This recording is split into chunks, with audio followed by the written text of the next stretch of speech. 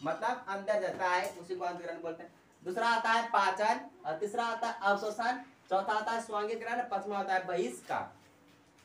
अब बोलेगा अंत ग्रहण किसे कहते हैं? अंत ग्रहण किसे कहते हैं?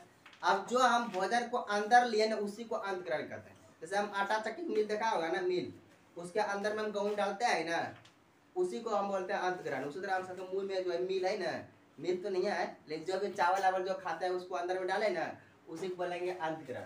तो बोला जातवा के द्वारा भोजन क्या है? शरीर के अंदर ग्रहण करने की क्रिया को कौन सी बोलता है? अंत ग्रहण का। दूसरा आता है पाचन। आप देखना मिल जाएगा उसमें गेहूं, हम देखा होगा गेहूं जैसे डालेगा उसमें, तो फिर उसके बाद टूटने लगता है, टूटने लगता है ना, थोड़ा थोड़ा अथी हो जाएगा, टूटने लगेगा, तो उसी को हम बोलते हैं कौन से? पाचन। उसी तरह हम शरीर के अंदर में जो गया, जो सरल अनुवाह हो विखंडित हो जाएगी, धीरे धीरे वो एकदम छोटा छोटा टूटने लगेगा। तो एकदम पहले अधिकांश भोजन हमारे मुंह में पच जाता है, कार्बोहाइड्रेट जैसे पच जाता है।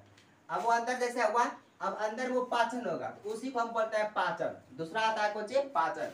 तीसरा आता है अवशोषण। अवशोषण एक कौन सी हुआ? इस जैसे अब इसको पाचन की क्या की हुआ, फलस्वरूप भोजन के सरल अणु आंत के दीवार द्वारा अवशोषित होकर रुधिर में मिल जाती है, जिसे हम कौन सी बोलते हैं? अवशोषण। अब जो हमारा भोजन पचा, वो भोजन पचा, अब वो अंदर जाएगा, अंदर जाने के बाद ब्लड मतलब जो रक्त हो रहता है, रुधिर, उसमें जाके वो मिल जाएगा।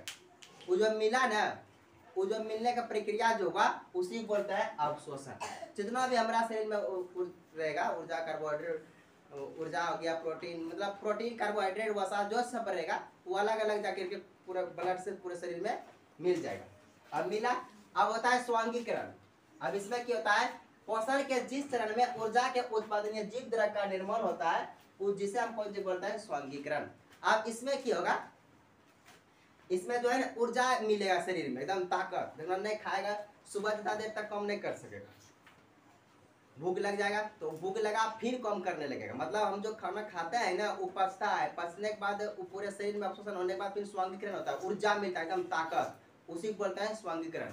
फिर होता है पांचवा बहिष्कार। अब दिन भर में तुम जो सभी खाया या रात भर में जो सभी भी खाया, अब सुबह एकदम लेटरिन के रूप में बाहर हो जाता है, उधर शौचालय जो होता है मल, वो उसी को बोलते हैं बहिष्कार। जो नहीं पचा, वो एकदम भोज पदार्थ जो हम खाते हैं ना, मतलब कोई भी पदार्थ जो जटिल रहता है वो नहीं पचता। जब नहीं पचने के कारण से क्या हो जाएगा? बारह। जैसे अनार का जूस देखा होगा तुमने, अनार का जूस पीना, समझा? या केतारी का जूस पिया होगा। केतारी जब डालते हैं उसमें जो रहता है रस निकल जाता है, और जो लास्ट में जो कचरा के रूप में रह जाता है ना, उसी को बोलते हैं बहिष्कार। उस तरह हम सबके लास्ट में जो कचरा के रूप में रहता है वो निकल जाता है लेटरिन में जाकर, समझ गया? तो चालू हो जाता है, कोई दिक्कत है इसमें? तो बोलेगा बताओ जंतुओं में पोषण कितने चरणों में संपन्न होती है? तो बोलो निम्नलिखित चरण में। सबसे पहला कौन सा है? अंतग्रहण। दूसरा कौन सा है? पाचन। तीसरा अवशोषण, चौथा स्वांगीकरण और बहिष्कार। अंतग्रहण में क्या था? इसमें भोजन अंदर जाने की प्रक्रिया को अंतग्रहण बोलते हैं। फिर अंदर जाके फिर जो टूट जाएगा, विघटित हो जाएगा, उसे हम पाचन बोलते थे। तीसरा अवशोषण, जो आप पचा वो आंत के दीवार से अवशोषण होगा और पूरा खून में जाके मिल जाएगा, उसे बोलता है अवशोषण।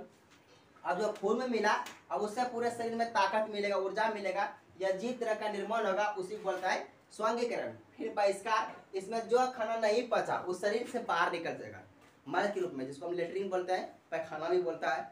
तो चाहे जो ही बोलना है, कितने महिला भी बोलता है जो बोलने का, तो वो उसी को वही होता है बहिष्कार। वो शरीर से की निकल जाता है, बाहर निकल जाता है, वो पांचवा चरण है। मतलब निम्नलिखित चरण होता है। क्या दिक्कत है?